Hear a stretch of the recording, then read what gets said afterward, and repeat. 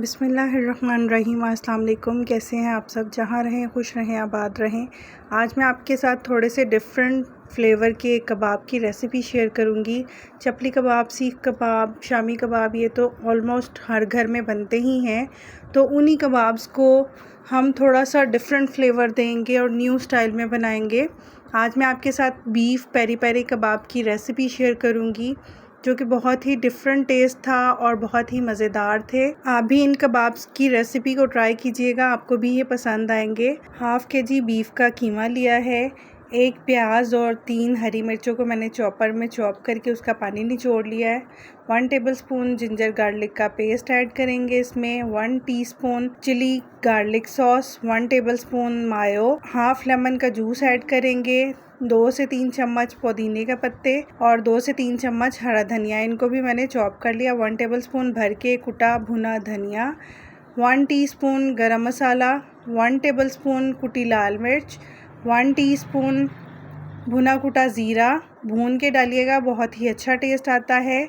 1 teaspoon chaat masala, किसी भी brand का tandoori masala 1 tablespoon, salt according to taste, पिसा हुआ garam masala half teaspoon, desiccated coconut 2 tablespoon भर के ऐड करेंगे। Peri peri sauce 1.5 tablespoon. अगर आपके पास पेरी पेरी सॉस नहीं है तो आप स्किप कर सकते हैं, लेकिन इसको डालने से कबाब के बहुत ही अच्छा टेस्ट आया था। जो भी सारे स्पाइसेस बताए थे वो कीमे में ऐड कर देंगे और कीमे में अच्छे से मिक्स करके आप इसको तकरीबन आधा घंटा फ्रिज में ज़रूर रखिएगा, ताकि कीमे में सारे स्पाइसेस का टेस्ट अच्छे से आ जाए और जब हम कबाब बनाएं तो वो बाइंड भी अच्छे से हो। जब हम फ्रीज़र में या फ्रिज में कीमे को थोड़ी देर छोड़ देते हैं तो उसकी वजह से कबाब की शेप देना बहुत ही आसान होता है। जितने स्पाइसेस मैंने आपको बताए थे वो सारे ऐड कर दूंगी। स्पाइसेस को आप कम ज़्यादा कर सकते हैं, जितना आप कीमा यूज़ कर रहे हैं उसके अकॉर्डिंग आप स्पाइसेस को एडजस्ट कर सकते हैं। मैंने यहाँ पर चर्बी वाला कीमा लिया था। आप अगर रूखा कीमा ले रहे हैं तो उसमें 2 टेबलस्पून घी, बटर जो भी ऐड करना चाहें कर सकते हैं, और मैंने यहाँ पर 1 टेबलस्पून घी भी ऐड किया था।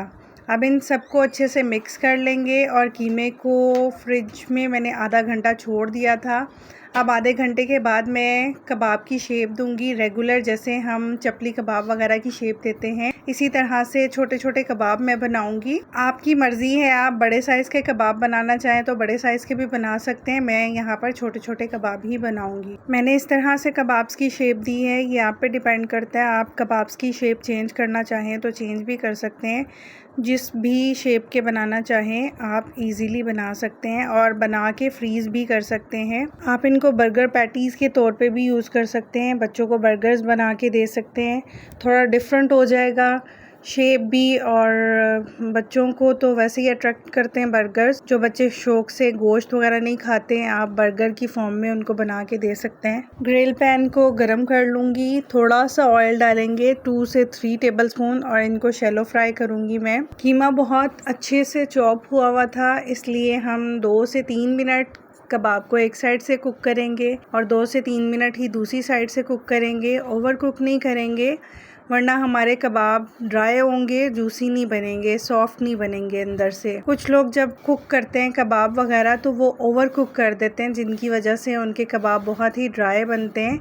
अगर आप ये छोटी सी टिप को फॉलो करेंगे कि उनको ओवर कुक नहीं करना, तो आपके कबाब भी बिल्कुल मार्केट जैसे जैसे उनके सॉफ्ट होते हैं और अंदर से जूसेस रिलीज़ हो रहे होते हैं कबाब्स के, इसी तरह के बनेंगे। छोटी छोटी बातों को अगर आप भी मद्देनज़र रखते हुए कबाब वगैरह बनाएं तो आपकी भी परफेक्ट कुकिंग होगी। 3 मिनट हो चुके हैं कबाब को एक साइड से कुक होते हुए। अब मैं कबाब्स की साइड चेंज करूंगी और 3 मिनट ही दूसरी साइड से कुक करूंगी। कबाब्स को हमेशा लो फ्लेम पर कुक किया जाता है। अगर हम फ्लेम को हाई कर देते तो हमारे कबाब्स पे कलर आ जाना था और अंदर से कीमा कच्चा रह जाना था, इसलिए हमेशा लो फ्लेम पर ही कुक किया जाता है। अब मैंने यहाँ पर प्याज के रिंग्स लिए हैं, थोड़े मोटे मोटे कट किए हैं, और शिमला मिर्च को भी रिंग्स में कटिंग किया है। इनको मैं 1 से 2 मिनट सिर्फ सौते करूँगी, ताकि इसमें जो कबाब के स्पाइसेस का टेस्ट है वो भी आ जाए। और इसी पैन में मैं इन कबाब्स को